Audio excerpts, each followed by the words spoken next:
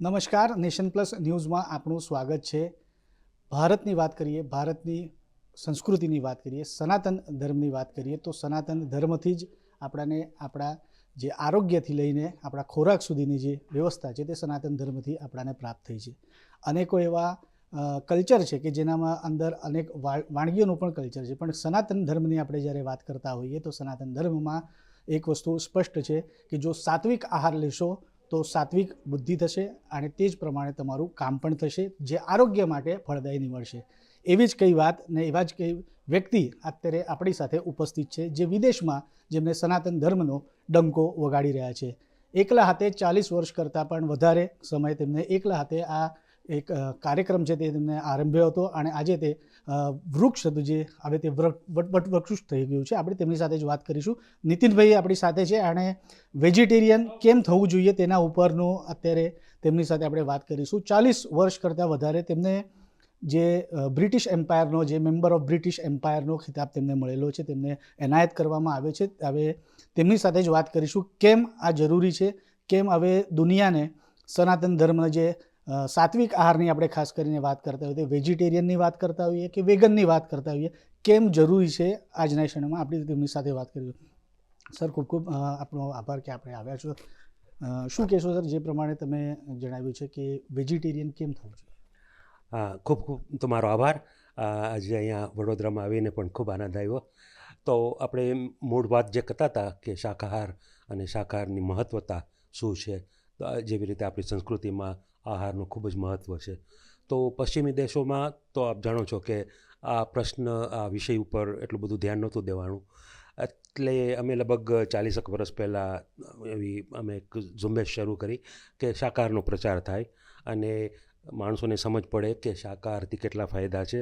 અને જે આપણા ઋષિમુનિઓ હજારો વર્ષ પહેલાં કહી ગયા હતા એ આજે સાયન્ટિફિકલી પ્રૂવ થઈ રહ્યો છે કે માંસાહાર તમારા શરીર વાસ્તે સારું નથી, માંસાહાર પર્યાવરણ વાસ્તે સારું નથી, માંસાહાર દયાની દ્રષ્ટિએ સારું નથી. આ બધો પ્રશ્ન લઈને અમને એક એવો વિચાર આવ્યો કે આપણે આ સંસ્થા શરૂ કરવી જોઈએ. અને સંસ્થા શરૂ કરતાં આશ્ચર્ય થયું કે એ દરમિયાન પણ હજારો અંગ્રેજો એવા હતા જેઓ શાકાહારી હતા. અને જ્યારે એમને હું પૂછતો તો એ કહેતા કે અમને માંસ જોઈને જ એવું અમારે અંદર આત્મામાં એવું લાગતું હતું કે અમારે નથી ખાવું. એવા હજારો અંગ્રેજો પણ છે આજે અને ઘણા વર્ષો થયા છે. એટલે અમે એમની સાથે કાર્યક્રમો શરૂ કર્યા અને એ કાર્યક્રમોમાં અમે ઘણી વખત આપણી શાકાહારી વાનગીઓ એમને જમાડતા હતા, કેવી રીતે બનાવાય. અને શાકાહાર પ્રચારમાં જે અહિંસાનો મેઇન મુદ્દો છે એને આપણે કેવી રીતે આગળ લઈ શકાય, એવી રીતે અમે કરતા હતા. ખાસ કરીને આપણે વાત કરીએ કે એટલા બધા વિભિન્ન કલ્ચર્સ છે, એ લોકોને પોતાની પણ વાનગીઓ છે, પણ કેમ એ લોકોએ આ વસ્તુ ના કરવી જોઈએ, કે શું મુખ્ય? હા, તો આજે તમે આશ્ચર્ય થશે કે તમે ડૉક્ટર પાસે જાશો તો એ તમને પહેલાં એમ કહેશે કે તમે માંસાહાર ઓછું કરો કારણ કે તમારી તબિયતને લીધે એ સારું નથી. એમાં કોલેસ્ટ્રોલ છે જે મોટો પ્રોબ્લેમ છે. આજે હાર્ટ ડિઝીઝ, ઘણા કેન્સરો, એટલે આખું પરિવર્તન થઈ ગયું. જે લગભગ અમે જ્યારે 40 વર્ષ પહેલાં શરૂ કરેલું ત્યારે તમે ડૉક્ટર પાસે જાઓ તો એ પહેલાં એમ જ કહેતા તમે ઈંડા ખાઓ છો, ખાવા જોઈએ, તમે આ પ્રોટીન છે એટલે તમારે જરૂર રહેશે. આજે એ જ ડૉક્ટર તમને કહેશે કે ઈંડા નહીં ખાતા, એમાં કોલેસ્ટ્રોલ બહુ છે. એ જ ડૉક્ટર એમ કહેશે કે તમે એમ ના કહી શકે કે માંસાહાર નહીં કરો કારણ કે માંસાહાર લોબી પણ ત્યાં બહુ જોરદાર છે. એટલે એમ કહે કે તમે ઓછું કરી નાખો સાવ. એટલે હવે તો ગવર્મેન્ટ એમ કહે છે કે તમારે 10 થી 12 પોર્શન ફ્રૂટના ખાવા દરરોજ, કારણ કે ફ્રૂટમાં ફાઇબર હોય, ફાઇબરથી આપણી સિસ્ટમ ક્લીન રહે. એમ ના કહી શકે માંસાહાર નહીં કરો, પણ એમ કે તમે 12 પોર્શન ફ્રૂટ ખાઓ એટલે તમારે એનો મેસેજ સમજી જવાનો કે એ શું કહેવા માગે છે. એટલે હેલ્થની દ્રષ્ટિએ આજે ત્યાંનો જે મોટો ઓર્ગેનાઇઝેશન છે નેશનલ હેલ્થ સર્વિસ, એમના ડૉક્ટરો પણ થાકી ગયા છે કે આ બીમારી એટલી બધી વધી ગઈ છે અને જેટલો પણ પૈસો ગવર્મેન્ટ નેશનલ હેલ્થ સર્વિસમાં નાખે છે એ પૂરો જ નથી પડતો, કારણ કે માણસોની બીમારીઓ એટલી વધતી જાય છે. એનું એક મોટું કારણ આહાર છે. અને એ તમે જુઓ કેટલી રીતે દેશને હાનિકારક છે. જેટલા તમે બીમાર એટલા તમે કામ નહીં કરી શકો, જેટલા તમે કામ નહીં કરી શકો એટલી ઇકોનોમીને માર પડશે. તમે દેશને માર પડશે, એ એક કારણ છે. સૌથી મોટું કારણ છે પર્યાવરણ. આજે આપણે જે હ્યુમન પોપ્યુલેશન છે, મનુષ્ય પોપ્યુલેશન, એ લગભગ 8.5 બિલિયન છે. એની સામે 80 બિલિયન જાનવરોને એને પેદા કરવામાં આવે છે માંસાહાર માટે. તો ઘણા લોકોને એમ થાય કે આ જાનવરો હવામાં ઉગે છે, પણ એ હવામાં નથી ઉગતા. એને તમારે ખોરાક દેવો પડે, એને તમારે પાણી પીવડાવવું પડે. એટલે એક જાનવર કેટલું ઘાસ ખાશે કે કેટલા સિરિયલ ખાશે, પછી તમે એમાંથી 1 પાઉન્ડ તમને મીટ મળશે. એટલે કમ્પ્લીટલી એકદમ જ જેને કહે ને અનઇકોનોમિકલ વે છે. એ ઉપરાંત જાનવરોનું જે વેસ્ટ નીકળે છે, અબજો ટન વેસ્ટ નીકળે છે, એ ક્યાં જાય છે? એ સીધા ધરતીમાં જાય છે, ધરતીમાંથી નદીમાં જાય છે. એ બધી જગા પોલ્યુટ થઈ જાય છે, અને એક ફેર એ જગા પોલ્યુટ થઈ ગઈ એટલે ત્યાં કાંઈ ઉગે જ પણ નહીં. એટલે પર્યાવરણની દ્રષ્ટિએ અને આપણે ગ્લોબલ વોર્મિંગ કહે છે, એનું કારણ એક જ છે કે મિથેન ગેસ જે નીકળે છે જાનવરમાંથી, એને લીધે આ થઈ રહ્યું છે. એટલે billions of animal, 80 billion animal, અને આપણે 88 બિલિયન મનુષ્ય જાતિ, આ ધરતી આટલી વસ્તીને આપણે કહીએ ને કે એને આ ધરતી એને એટલી મોટી છે જ નહીં કે આટલી બે વસ્તીને રાખી શકે. આપણે 2 પ્લેનેટ જોઈએ. જેટલા જાનવરો પેદા કરીએ છીએ એમાં એક પૃથ્વીમાં પૂર્ણ થાય એવું છે નહીં. 2 પૃથ્વી જોઈએ. 2 પૃથ્વી તો આપણી પાસે છે નહીં. એટલે જંગલો કપાતા જાય છે. આજે એમેઝોન ફોરેસ્ટ છે સાઉથ અમેરિકામાં, એટલા જૂના હજારો વર્ષ જંગલો છે, જે એવું કહેવાય છે કે આખી પૃથ્વીના લંગ્સ છે. હવે ખાલી સસ્તા મીટ વાસ્તે, સસ્તા ગૌ માંસ વાસ્તે ત્યાં જંગલો કપાઈ રહ્યા છે. જંગલો કપાઈ જાય પછી 2 કે 3 વર્ષ ત્યાં ગાયો ઘાસ ખાઈ શકે, પછી ઘાસ પણ નથી ઉગતું. એટલે સાવ આપણે કહીએ ને રણ જેવું થઈ જાય. પણ ખાલી એટલું સસ્તું એ લોકોને મીટ જોઈએ છે. એ પછી મીટ ધીમે ધીમે છેક મેકડોનલ્ડ સુધી પહોંચે. મેકડોનલ્ડ્સમાં તમને $5 મળી જાય બર્ગર. હવે કેવી રીતે થઈ શકે કે જે એટલે તમે પ્રોસેસ જુઓ કે એટલા એને તમે જાનવરને ખવડાવો, પીવડાવો, ઇલેક્ટ્રિસિટી, એનો ટ્રાન્સપોર્ટ, બધું કરતાં ખાલી $5 તમે કેવી રીતે એક બર્ગર તમે વેચી શકો? તો એનું કારણ એ છે કે ગવર્મેન્ટ સબસિડી આપે છે. મોટામાં મોટી, એકદમ મોટી રકમની સબસિડી આપે છે. એટલે તમે $5 તમને બર્ગર મળી શકે. અને બધાને એમ થાય આ તો બહુ સસ્તું છે, ખાતા જાઓ. પણ એ $5 બર્ગર તમારા હાર્ટને કેટલી તકલીફ આપશે, તમારા શરીરને કેટલી તકલીફ આપશે. એટલે એક બાજુથી ગવર્મેન્ટ સબસિડી આપે છે, બીજી બાજુથી દેશને કેટલું નુકસાન થઈ રહ્યું છે, અને ધરતીને કેટલું નુકસાન થઈ રહ્યું. તમે નાના બાળકને પણ કહેશો તો એ કહેશે કે ના, ઝાડ તો ના કપાય, આ તો બહુ ઇમ્પોર્ટન્ટ વસ્તુ છે. અને આ કહેવાતા ભણેલા ગણેલા હોશિયાર માણસો ખાલી પોતાના નફા માસ્તે આખી ધરતીનું બગાડી રહ્યા છે. હવે એને આપણે રોકવું હોય તો એક જ માર્ગ છે કે મનુષ્ય જાતિ માંસાહાર મૂકે. બીજો કોઈ એનો વિકલ્પ છે જ નહીં. ત્રીજી રીતે આપણે જોઈએ માછલીઓ. પહેલાંના જમાનામાં એક નાના હોડકામાં બેસીને માછી પકડવા જતા. હવે છે મોટા મોટા ટ્રોલર્સ થઈ ગયા, અને ઓલી મોટી ઝાડ હોય, એ ઝાડ એ લોકો દરિયામાં નાખે તો દરિયાની અંદર રહેતા બધા જે જળ પક્ષીઓ છે બધા એમાં ફસાઈ જાય. ડોલ્ફિન્સ હોય, આ છે તે છે. એટલે પરસ્પરો જીવન આપણે એક વસ્તુ બીજા ઉપર જન્મે જ છે, અને જ્યારે તમે એક વસ્તુ કાઢી નાખો ત્યારે બધી વસ્તુઓ ડિસ્ટર્બ થાય છે. તો દરિયાની નીચે જંગલો હોય છે. એ જંગલો પણ આના ઉપર જીવતા હોય, એક બીજું એના ઉપર જીવતા, એ ખલાસ થવા માંડ્યા. તો જ્યારે સુનામી જેવું થાય ત્યારે આ જંગલો છે ને રોકી શકે થોડુંક, એ પણ નથી હવે. અને પરિસ્થિતિ એ થઈ ગઈ કે માછલી ખલાસ થઈ ગઈ દુનિયામાં. તો તમે કહેશો માછલી ખલાસ થઈ ગઈ તો માછલી ખાય છે તો બધા ખરા. તો હવે એ લોકોએ ફિશ ફાર્મ શરૂ કર્યા છે. એટલે એક મોટી જગા હોય, એમાં પાણી ભરેલું હોય, એમાં માછલીઓ ફરતી હોય, અને એના જ વેસ્ટમાં ફરતી હોય. હવે એ માછલીઓ માર્કેટમાં મળે અને એમાં ઘણી જાતની બીમારીઓ થાય.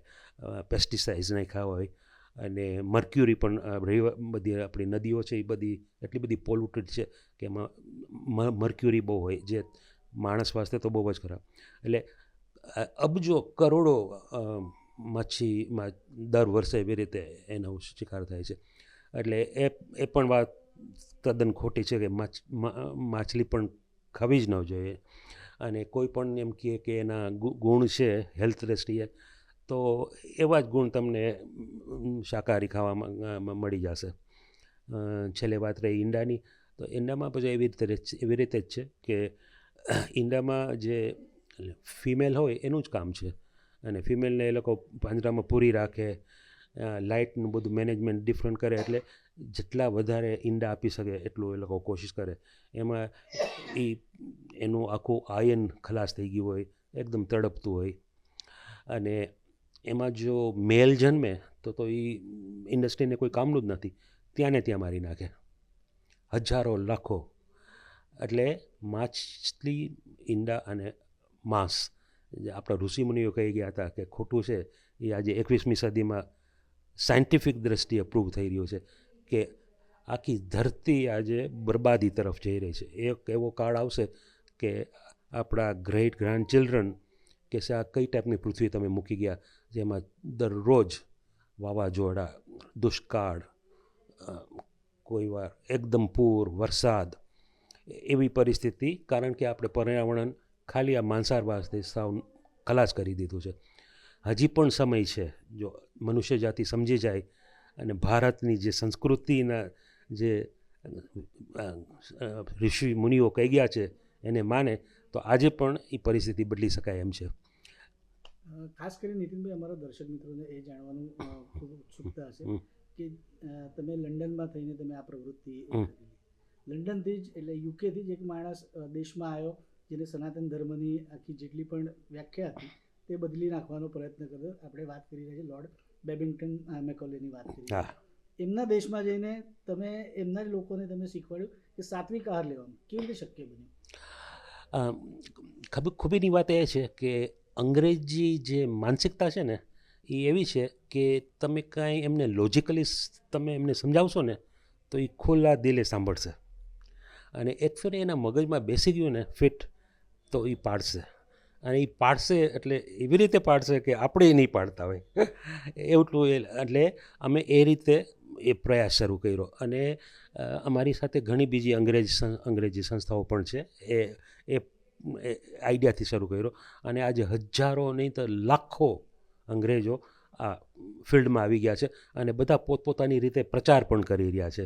અને એમાં અહિંસાનો મોટો આપણે કહીએ ને પાસો છે કે અહિંસા ખાલી એટલી જ હદ નહીં કે અમે માંસાહાર મૂકી દીધું, પણ પ્રાણીઓની કેમ રક્ષા કરવી, કેમ એના ઉપર ઓછા જુલમ થાય, એ આખો મૂવમેન્ટ બહુ મોટા સ્કેલ ઉપર ચાલી રહ્યો છે. છેવટે એનો હેતુ એક જ છે કે સરકાર એવા કાયદા બનાવે કે પશુ પક્ષીઓને ફૂલ રાઇટ્સ મળવા જોઈએ, કે એમને જીવવાનો પૂરેપૂરો હક છે, એમને ઉપર જુલમ નહીં કરવાનો એ લોકોનો પૂરો હક છે. અને એક એવો કાળ આવશે જ્યારે આપણે પ્રાણીઓ ઉપર જે દયા કરશું ને, તો ઓટોમેટિકલી પૃથ્વી ઉપર પણ શાંતિ આવી જશે. કારણ કે કર્મની દ્રષ્ટિએ પણ આપણે જોઈએ કે આપણે બધાને શાંતિ જોઈએ છે. કોઈ દુનિયામાં એવું નથી કે જેને શાંતિ નથી જોતી. પણ આપણે જાનવરો ઉપર કેટલો જુલમ કરીએ છીએ એ આપણે ભૂલી જાય છે. એ જુલમ કરી એ આહાર આપણા અંદર આવે છે અને એ આપણી માનસિકતાને સાંત્વન નથી આપતો અને આપણે હિંસા તરફ ખેંચે છે.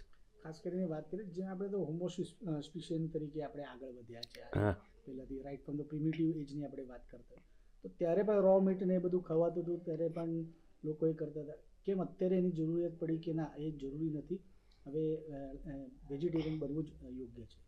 હા, એ જે આખી થિયરી છે ને, આ વેસ્ટર્ન થિયરી કે આપણે હોમોસેપિયન્સથી આવ્યા ને એ બધું, ધીમે ધીમે ચેલેન્જ થશે, કારણ કે હિન્દુ શાસ્ત્રો પ્રમાણે આપણે જ્યારથી પણ દુનિયાની સૃષ્ટિની શરૂ થઈ ત્યારે મનુષ્યજાત હતો જ. ઠીક છે, ઘણા બીજા પ્રાણીઓ પણ હતા જે ખલાસ થઈ ગયા, અને એવા પણ મોટા મોટા પ્રાણીઓ હતા જે કમ્પ્લીટલી શાકાહારી હતા, જેને આપણે ડાયનોસોર્સ કહેતા હતા. ડાયનોસોર્સ પણ એવા હતા જે એ લોકો એવી રીતે પ્રૂવ કર્યું કે એનું બધા હાડકાં ને બધું જોઈને. એટલે એ એક જાતની આપણે કહીએ ને કે વિચારધારા 100% સાચી નથી કે આપણે એવી રીતે જ એડવાન્સ થયા છે. અને એટલે સૃષ્ટિની જ્યારે શરૂઆત થઈ ત્યારથી જ આ ભાવના આપણા ઋષિમુનિઓ મૂકેલી હતી. અને જેવી રીતે જુદા જુદા પ્રાંતોમાં અને જુદા જુદા દેશોમાં જેવી સંસ્કૃતિ મોટી થઈ એવી રીતે પછી આ બધો કાળ ચાલ્યો. પણ આજે પણ બધા કહે છે કે છેક બહુ દૂર નહીં, 1940 સુધી આખી દુનિયામાં માણસો માંસાહાર ખાલી કદાચ મહિનામાં એક ફેરે કરતા, કારણ કે મોંઘું પડતું અને બધું શાકભાજી દુનિયામાં બધે આફ્રિકામાં બધે મળી રહેતું હતું. એટલે કોઈ એવો ખાસ પ્રસંગ હોય ને ત્યારે જ ખાવાતું. હવે બન્યું એવું કે આ માંસ એટલું બધું સસ્તું બનાવી દીધું સબસિડીથી, ને જાનવરોને રીબાઈને જેવી રીતે મોટા કરે છે કે માણસો દરરોજ માંસાહારી થતા ગયા. એને કારણે આ બધી બીમારીઓ નીકળી પડી. પ્રોટીનની વાત કર્યા કરે, પ્રોટીન તો આપણા કઠોળમાં છે, દાળમાં છે, બધી વસ્તુમાં પ્રોટીન છે. એટલે અત્યારે સિચ્યુએશન એવી છે કે પ્રોટીન બધા વધારે ખાય છે. પહેલાંના જમાનામાં એવું હતું કે પ્રોટીન ઓછું છે. આજે તમને આપણા બધા ખોરાકમાં પૂરું પ્રોટીન મળે છે. માંસાહાર કરો છો એ એક્સ્ટ્રા પ્રોટીન છે અને એ તમારા શરીરને નુકસાન કરે છે. આ વસ્તુ તમારે કહેવાથી તો જે પ્રમાણે ગવર્મેન્ટ છે તો એનિમલ હસબન્ડરીને પ્રોત્સાહન આપે છે, ફિશિંગ ઇન્ડસ્ટ્રીને, ફિશિંગ ફાર્મિંગ એના માટે પ્રોત્સાહન આપે છે, તો એમને પણ ઘણો ઇફેક્ટ પડી શકશે. હા, જ્યારે આમાં શું થાય છે, બધા દેશમાં જમણો હાથ શું કરે છે ને ડાબો હાથ શું કરે છે ખબર નથી પડતી સરકારોને. તો એક રીતે બહુ સારું લાગે કે અમે આ માંસાહાર ઇન્ડસ્ટ્રીને એટલી સબસિડી આપીએ છીએ કારણ કે માણસોને ખાવાનું સસ્તું મળે. પણ કઈ પ્રકારનું ખાવાનું તમે આપો છો, પર્યાવરણની દ્રષ્ટિએ કેટલું નુકસાન થઈ રહ્યું છે એ, અને આ બાજુ તમે એમ કહો છો તમે સબસિડી આપો છો. એટલે જેવી રીતે સાઉથ અમેરિકામાં બધા ગરીબ દેશો છે, ચીલી અને ઘણા એવા સાઉથ અમેરિકન દેશો બહુ ગરીબ દેશો છે. હવે ત્યાં અમેરિકન કંપનીઓ એમને મજબૂર કરે છે કે તમે સોયા વાવો, કારણ કે સોયા ઉપર જ આ બધા જાનવરો હવે ઘાસ તો આપતા જ નથી, ગાયોને બાંધી રાખેલી હોય એટલે સોયા એ પકડે. તો એમને કહીશ કે તમે સોયાનું ઉત્પાદન કરો, અમે તમારી પાસેથી લેશું. હવે એ સરકારને એમ થાય બહુ સરસ, અમે 10 મિલિયન પાઉન્ડનું કે 20 મિલિયન પાઉન્ડનો સોયાનો અમે એમને એક્સપોર્ટ કરશું, આપણે ઇન્કમ થશે.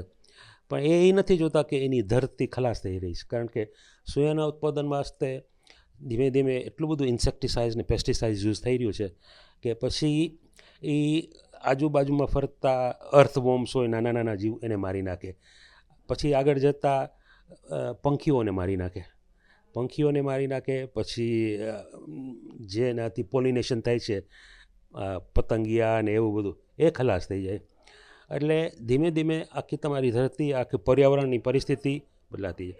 અને એટલું બધું પેસ્ટિસાઇડ હોય છે કે અહીંયા એ જે ગામ હોય અહીંયા બાળકોને આસ્થમા હોય, બધી જાતની બીમારી હોય. હવે 10 મિલિયન પાઉન્ડ એમને મળ્યા, એની જગ્યાએ લગભગ 100 મિલિયન પાઉન્ડનું એના દેશને, એના દેશવાસીઓને, એની ધરતીને નુકસાન થઈ રહ્યું છે.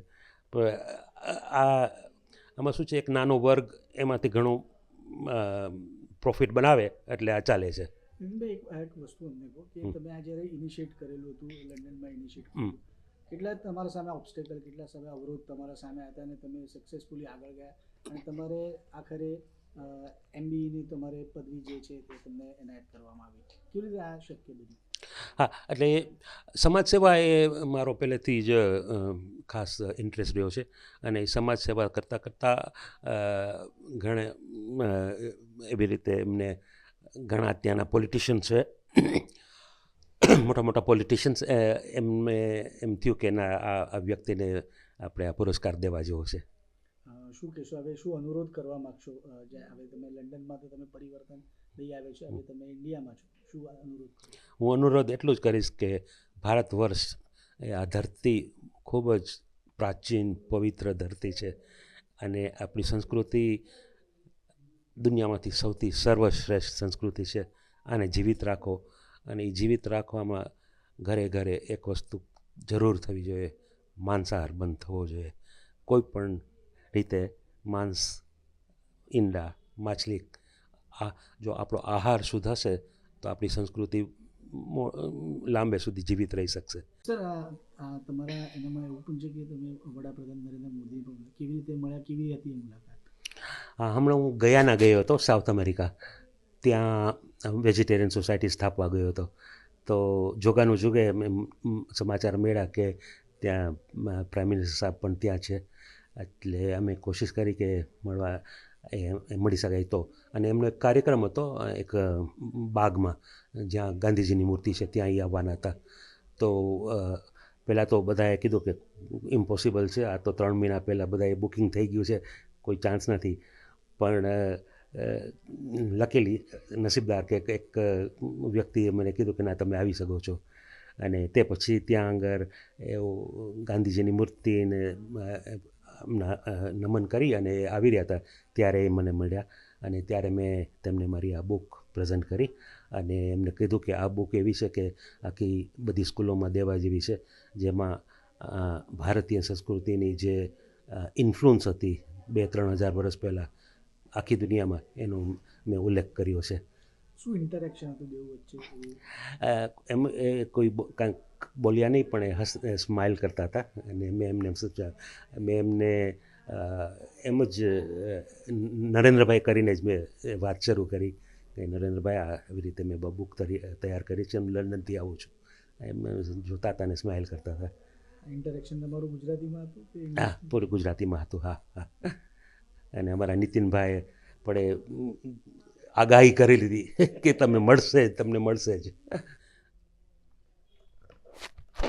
જે રીતે આપણે અત્યારે વાત કરી નીતિનભાઈએ, તેમને સ્પષ્ટપણે કીધું છે કે જે સનાતન ધર્મથી ચાલતી આવી જે પ્રથા છે સાત્વિક આહારની, તે જ ભોજન લેવું જોઈએ, જેનાથી આપણું આરોગ્ય પણ સારું રહે છે. તેવી રીતની વાત તેમના દ્વારા તેમને જણાવી છે. તેમને અનુરોધ કર્યો છે લોકોને કે તમે પણ હવે સાત્વિક જમવાનું રાખો. એ જ વસ્તુને, એ જ પ્રવૃત્તિ લઈને તેમને લંડનમાં કાર્યક્રમો ચાલુ કર્યા હતા અને 40 વર્ષથી અવિરત તે કાર્યક્રમો ચાલ્યા છે અને સફળ કાર્યક્રમ તે બન્યા છે. હવે જોવાનું રહેશે કે જે નીતિનભાઈએ કીધું છે તેનું કેટલું યોગ્યપણે લોકો પાલન કરે છે. કેમેરામેન નવનીત પરમાર સાથે Satyam Nevaskar, Nation Plus News, Vadodara. સમાચારોના સતત અપડેટ મેળવવા માટે અમારી નેશન પ્લસ ન્યૂઝની યુટ્યુબ ચેનલને સબસ્ક્રાઇબ કરો, બેલ આઇકન દબાવો અને જોડાયેલા રહો ફેસબુક, ઇન્સ્ટાગ્રામ અને ટ્વિટર પર.